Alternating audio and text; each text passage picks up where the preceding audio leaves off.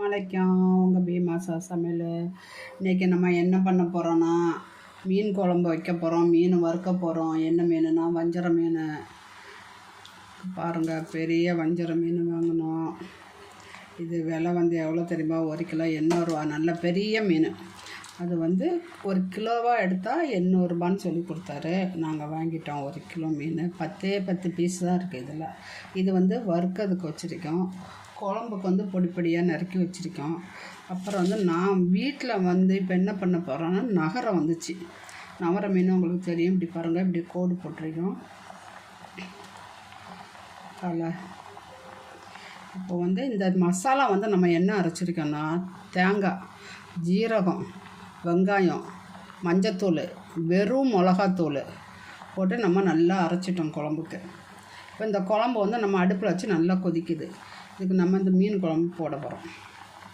இப்போ குழம்பு கொதித்த பிறகு போட்டுறோம். நம்ம தாளித்து விட்டோம்னா அவ்வளோ சூப்பராக இருக்குங்க இந்த குழம்பு. இந்த மீனை இப்படி தட்டை கரண்டி எடுத்து இப்படி நம்ம கிளறி விடணும். மசாலா எல்லாம் இருக்குது பார்த்தீங்களா? இப்படியே நம்ம பண்ணி விட்டுட்டோம்னா அது பாட்டு பாருங்கள். தக்காளி போட்டிருக்கேன், பச்சை மிளகா போட்டிருக்கேன். தக்காளி தெரியுதா? பச்சை மிளகா 2 கீரி போட்டேன். நல்லா வாசனையாக இருக்கும்னு. இந்த குழம்பு புளி ஊற்றி மசாலா போட்டு புளி ஊற்றி உப்பு போட்டு கொதிக்க வச்சுட்டேன். கொதித்த ஒரு மீன் போட்டுட்டேன். இப்போ இதை நம்ம சிம்மில் விட்டுடலாம். வஞ்சர மீன் வேணால் குழம்புக்கு வெட்டுதாக இருந்தால் இப்படி தான் வெட்டணுங்க. இந்த மாதிரி வெட்டினீங்கன்னா தான் சூப்பராக இருக்குங்க. பாருங்கள், நீங்கள் பெருசாக கூட வெட்டிக்கலாம். நான் சின்னதாகவே வெட்டினேன். இது குழம்பு வைக்கலாம், அது வறுக்கலாம். அப்புறம் எண்ணெய் நல்லா காய வச்சுட்டாங்க. எண்ணெய் காஞ்சிட்ருக்கு. அதில் ஒரு 1/2 ஸ்பூன் வெந்தயம். வெந்தயம் எதுக்குன்னா குழம்புக்கு நல்லா செவக்கணும். பாருங்க, இப்போ வெங்காயம் போட்டிருக்கேன். வெந்தயம் போட்டுட்டு வெங்காயம் போட்டிருக்கேன். கடுகு போடல. பாருங்க, குழம்பு வச்சிருச்சு. நம்ம எண்ணெய், வெந்தயம், சின்ன வெங்காயம், கருவேப்பிலை போட்டு தாளித்து ஊற்றியாச்சு. மீன் 5 நிமிஷத்தில் ரெடி ஆகிடுச்சு.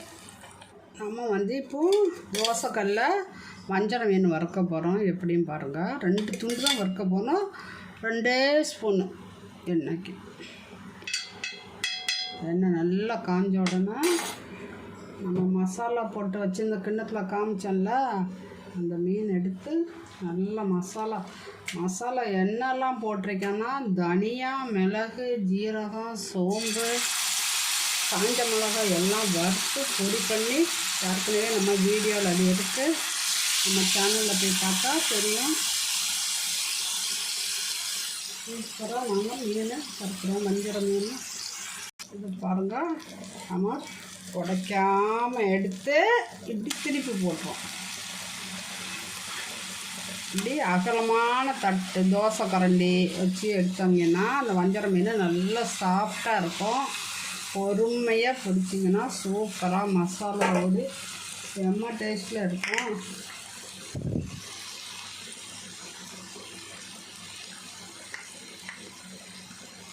பாருங்க, அல்ஹம்துலில்லாஹ் மீன் கூட நல்லா வெந்துருச்சு. எடுத்து இப்படி போட்டு பார்த்தா எப்படி வெந்திருக்கு பார்த்தீங்களா? இதே மாதிரி நீங்களும் செஞ்சு பிள்ளைங்களுக்கு கொடுங்க. உடையாமல் எடுங்க. பிள்ளைங்க இதை பார்த்தாலே அப்படியே ஆசைப்பட்டு சாப்பிடுவாங்க. பெரிய பீஸாக இருக்குன்னு. அஸ்ஸலாமு அலைக்கும். ஒரு நல்ல வீடியோவோடு சந்திக்கிறேன்.